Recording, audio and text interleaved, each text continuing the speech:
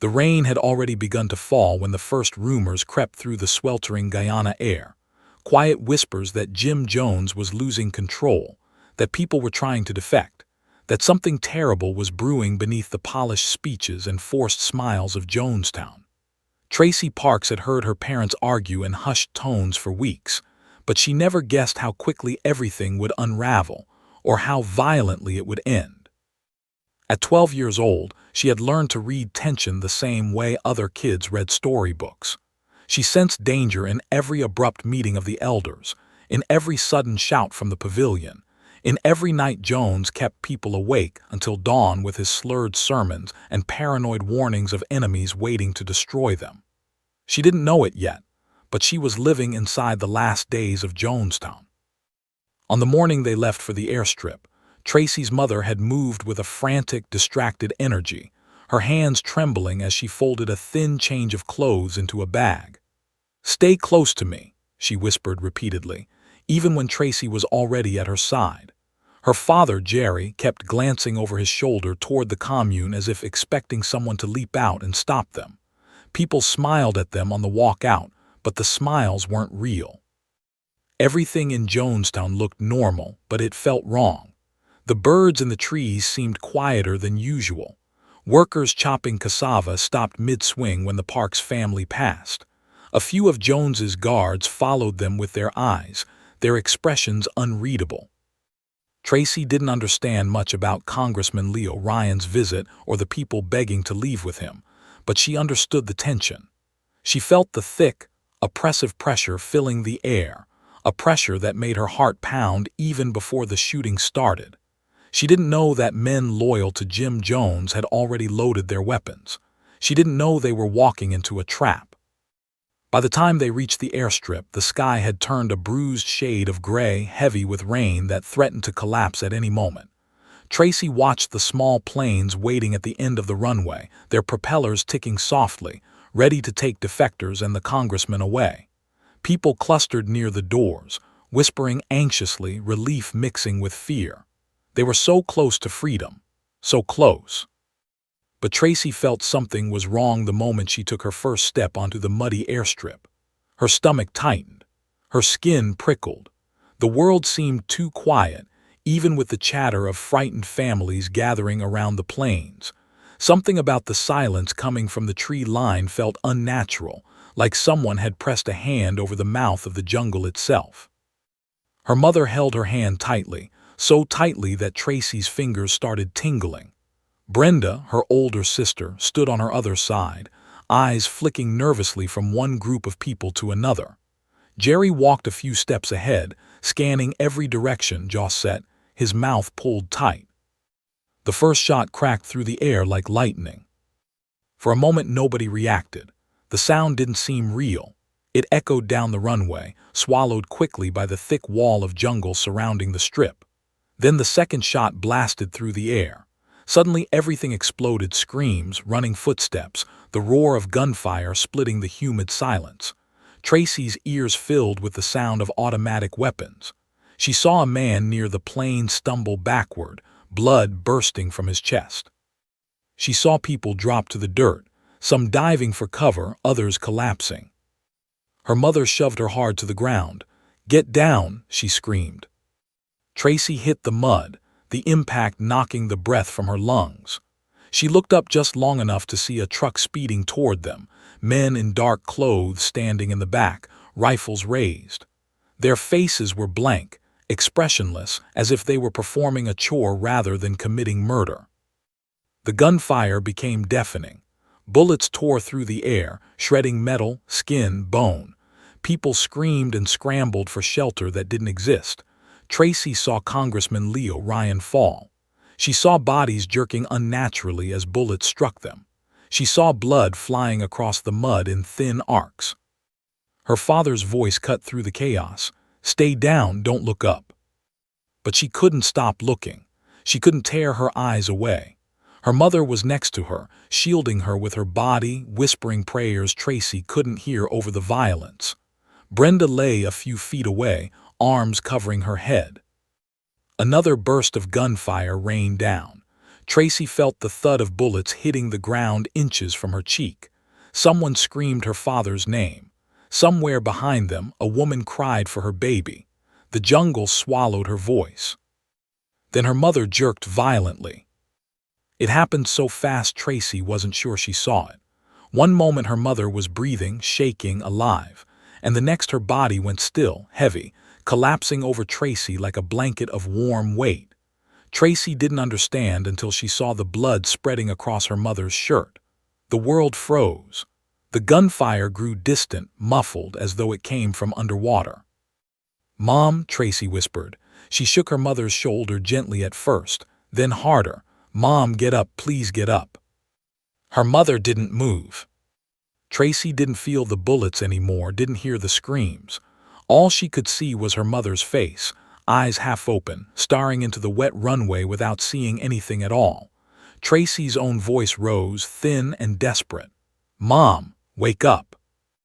Jerry appeared suddenly, grabbing her by the arm, blood on his shirt, not his, she later learned. His eyes were wild, filled with a grief he didn't have time to feel. "Tracy, listen to me," he said, his voice raw. "You have to run, you have to get into the jungle." "I can't leave her," Tracy choked. "You have to," he insisted, gripping her harder. "Run now." A sudden explosion of gunfire hit the ground behind them, spraying mud into the air. Brenda's voice shouted from somewhere ahead, "Tracy, come on." Jerry pushed her with all his strength. "Go, go." Tracy stumbled forward, her eyes still locked on the spot where her mother lay, motionless on the wet earth. For a terrible moment she hesitated, her feet refusing to carry her away, her mind unable to accept what had happened. But then another wave of gunfire tore through the air, and instinct took control. She turned and ran. Her feet pounded against the mud, slipping with every step. The rain fell harder, turning the airstrip into a slick, treacherous mess. Brenda was already several yards ahead, sprinting toward the line of trees that marked the edge of the rainforest. Tracy followed her sister's silhouette, tears blurring her vision. Behind her she heard her father yelling, maybe calling her name, maybe shouting in pain. She didn't know, she didn't look back. She couldn't. The sound of bullets and screams blended together into a single horrifying roar. She felt like she was floating outside her body, like her legs moved without her, like she was someone else. By the time she reached the edge of the jungle, her breath came in ragged, burning gasps. Brenda grabbed her hand and yanked her into the dense foliage. Branches whipped against their faces. Roots clawed at their feet. The forest swallowed them instantly, hiding them from the killers still firing at the airstrip. But the jungle was no refuge. It was dark, confusing, endless. The air was thick with humidity, stifling and hard to breathe. The ground was uneven and sticky with mud. Mosquitoes swarmed their faces. Vines tangled around their legs. Every sound, every rustle, every snap of a twig made Tracy jump. They didn't know where they were going. They didn't know what was behind them. They only knew they had to move. For hours they ran, stumbling through mud and underbrush, bruising their legs on fallen branches, cutting their hands on sharp vines. The sky darkened until the forest became a black maze. Tracy tripped over a root and fell hard, her palms scraping open. Brenda grabbed her, pulling her up. "We can't stop," Brenda said, her voice trembling. "Please, Tracy, we can't stop." Tracy nodded even though her body screamed for rest. Her throat burned. Her chest felt tight. She wanted to collapse, to curl into a ball and shut her eyes, to pretend the world outside had vanished. But she kept moving because Brenda kept moving. Because their father's last command rang in her ears. Run. Get into the jungle. Live. They didn't know it then, but the massacre at the pavilion had already begun. Back at Jonestown, hundreds of people were lining up for cups of grape punch laced with cyanide. Children were being injected with syringes. Parents screamed as they watched their bobbies die. Adults collapsed in piles on the dirt.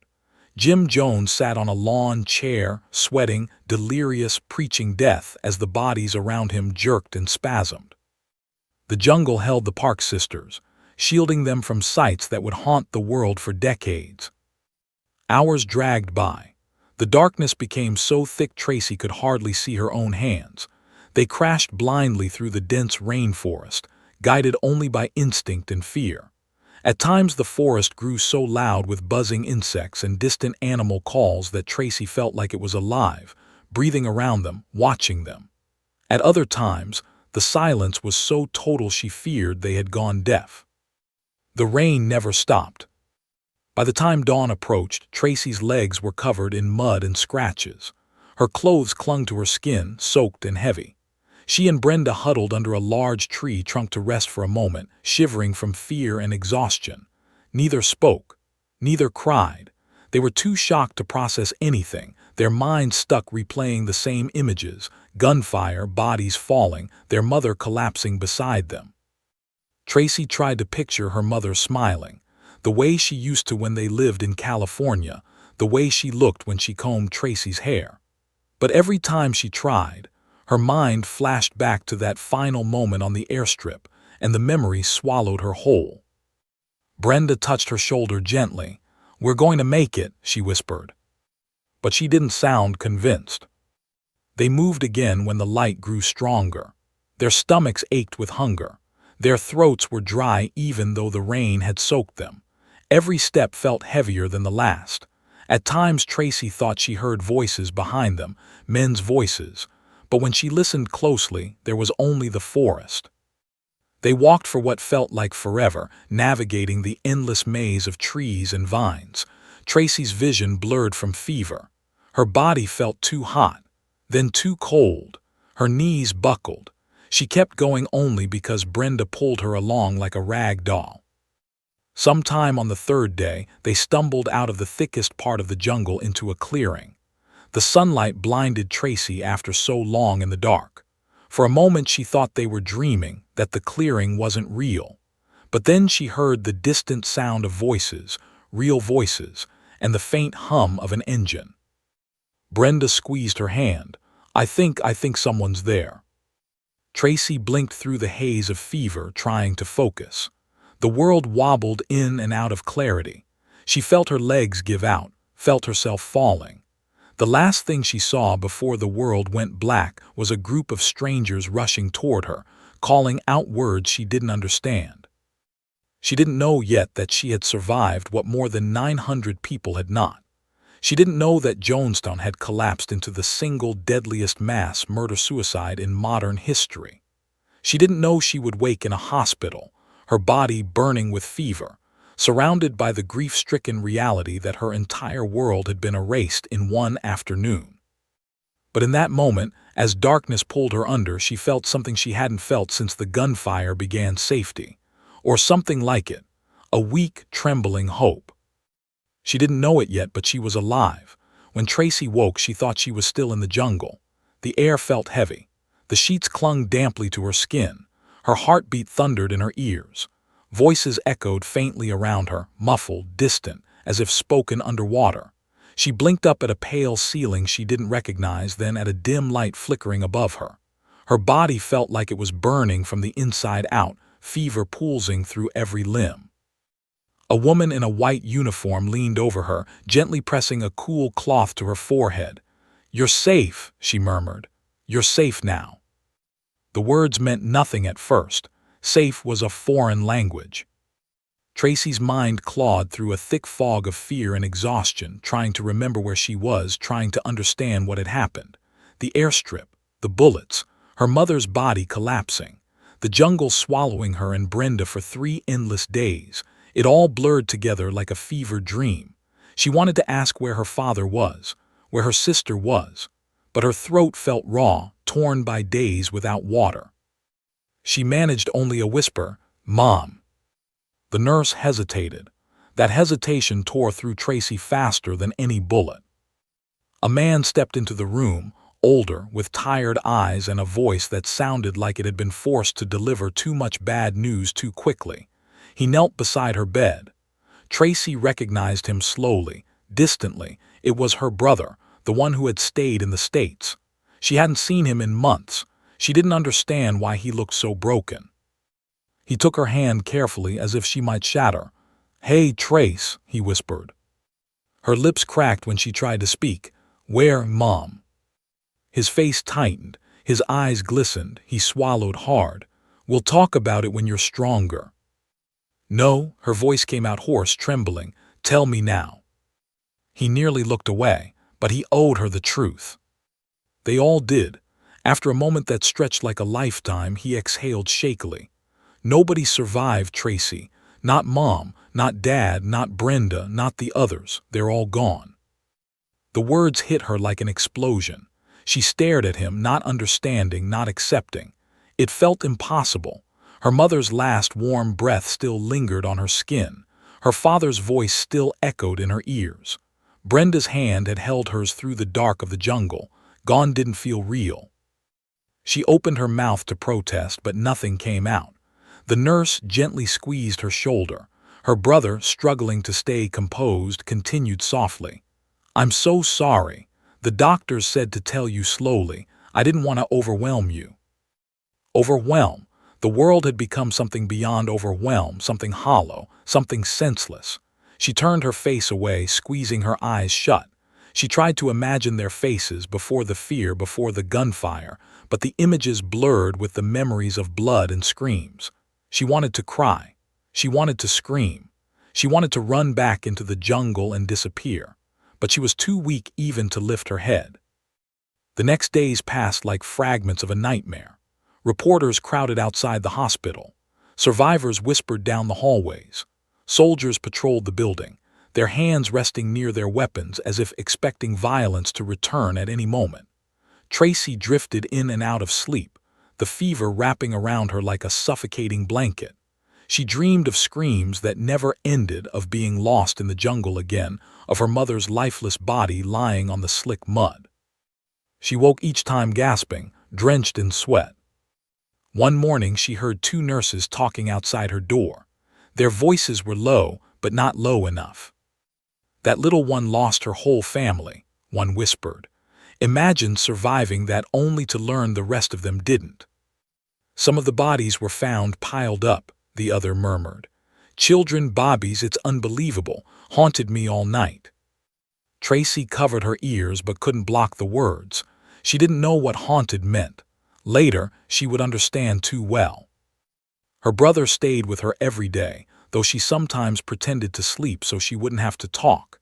He told her she'd been found delirious and dehydrated, that Brenda had fainted in the jungle too, that both girls had been discovered by Guyanese soldiers responding to reports of gunfire.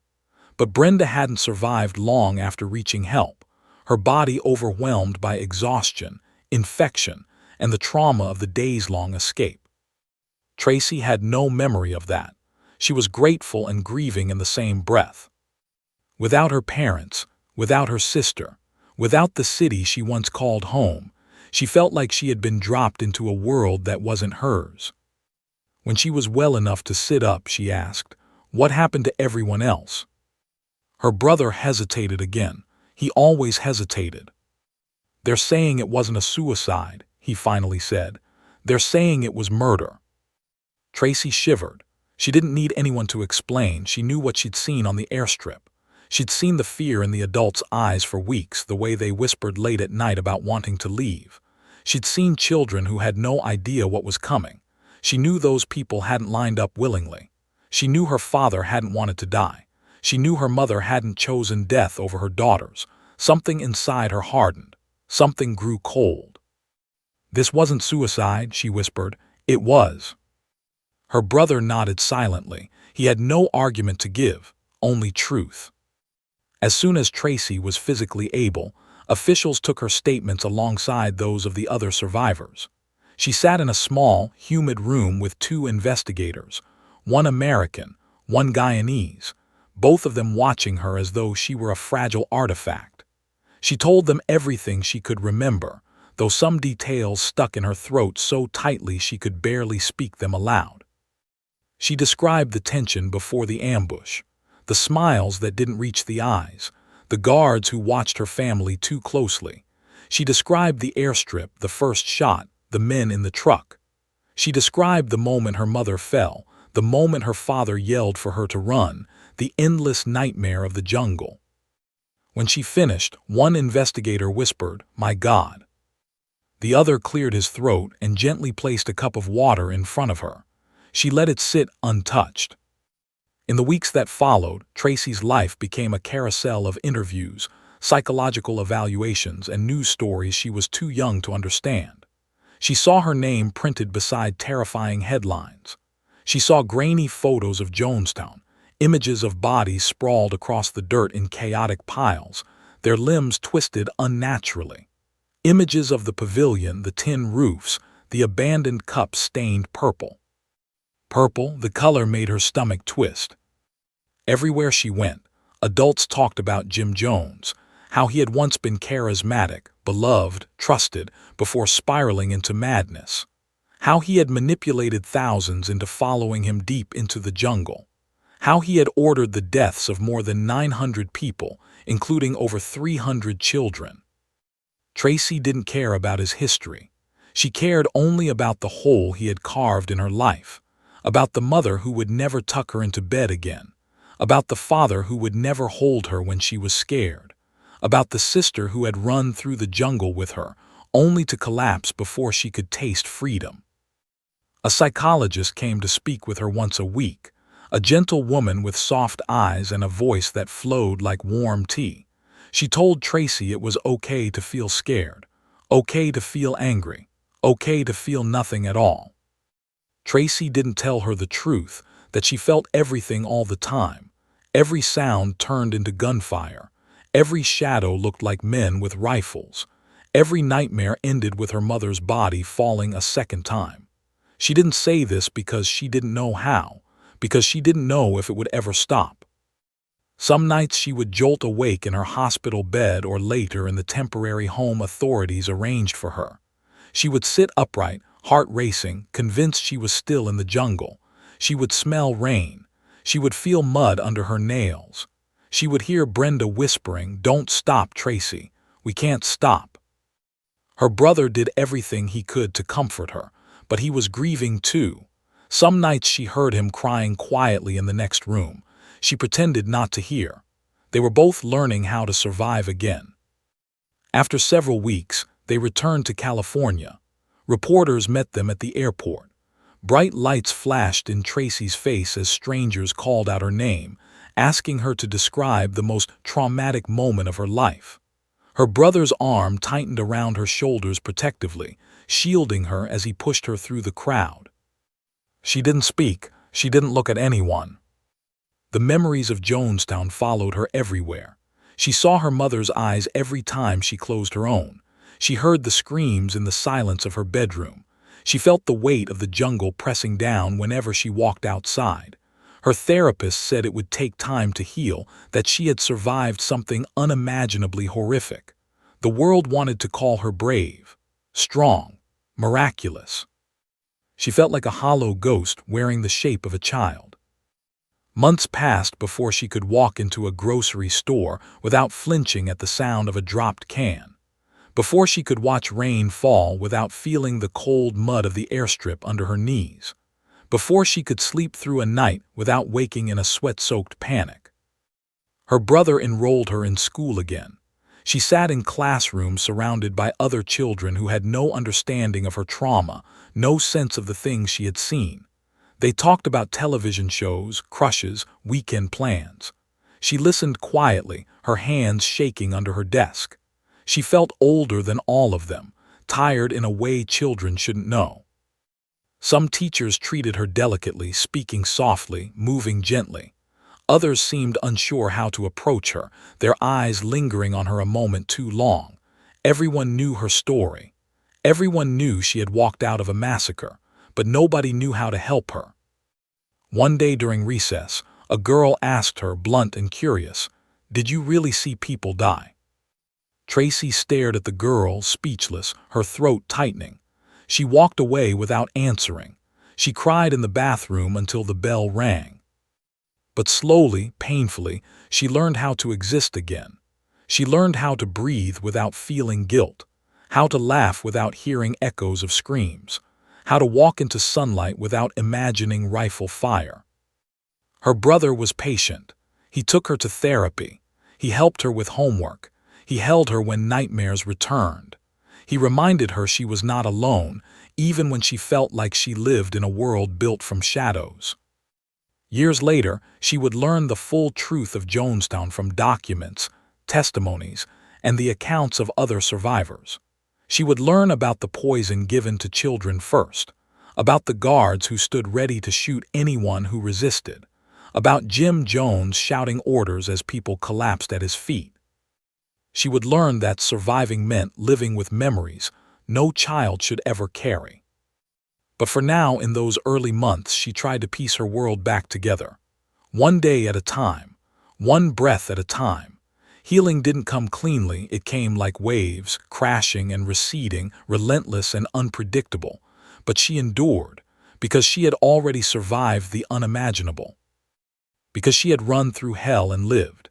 As the years quietly unwound, Tracy learned how to move through life the way a person walks through a burned forest, carefully, deliberately, aware that beneath the ash and silence lay roots of something that could flare up without warning. Jonestown was never really behind her. It lived inside her, a hollow echo stitched into her memory, waiting for moments of stillness to resurface. She never spoke of it unless she had to. Most people didn't ask. Some didn't believe the truth when they heard it. Others leaned too close, their curiosity brushing against her nerves like a cold hand. She lived her childhood in fragments. Some days she felt almost normal. Others she woke with the taste of rain and gunpowder thick in her mouth. Her therapist told her trauma had a way of stretching through time, folding the past into the present. Tracy understood that more deeply than any textbook explanation could offer. She knew that certain smells could rip her back into the Guyana jungle without warning. Mud, smoke, wet clothes, anything resembling grape-flavored drinks. She refused to touch grape juice for years. Even the sight of the color stirred an instinctive dread in her stomach. Her brother tried to shield her from every mention of the tragedy, but it was impossible. Jonestown appeared on television documentaries, in newspaper anniversaries, in late-night conversations among adults who spoke as though they knew what had happened. They talked about cults, about blind faith, about charismatic leaders who turned people into puppets. They talked about the suicide at Jonestown. They always used that word.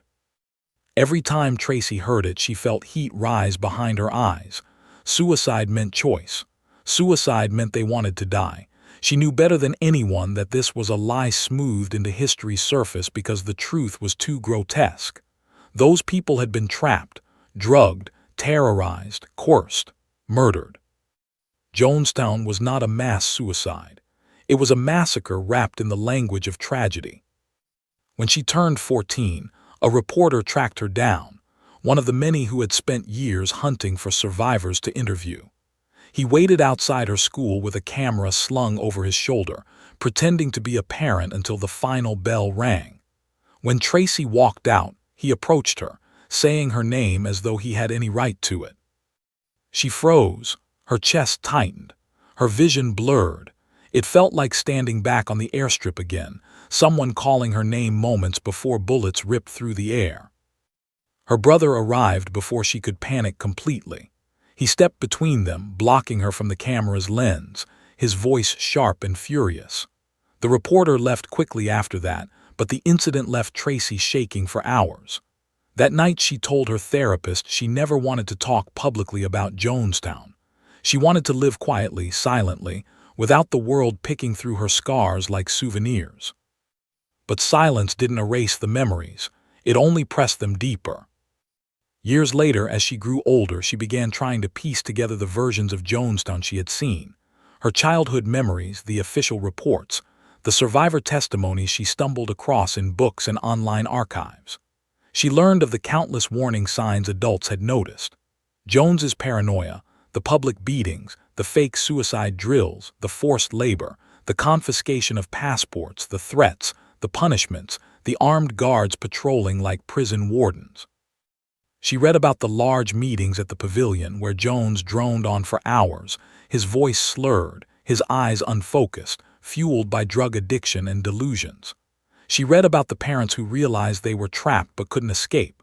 She stared at photographs of children, the same age she had been, smiling in pictures long before they were forced to swallow poison. The more she learned, the deeper the ache settled in her chest. She wondered how close her parents had come to leaving. She wondered if her father had hidden his fear for weeks. She wondered if her mother had known something was coming. She wondered how many nights they lay awake whispering about escape, terrified that Jones might hear their thoughts. But above all, she wondered why she had lived when so many others hadn't. Survivor's guilt became a constant shadow. She carried it through high school, through her first job, through moments of quiet when she looked at her hands and remembered how small they were when they gripped her sister in the jungle. She lived with questions she could never answer, pain she could never fully voice. Still, she kept going.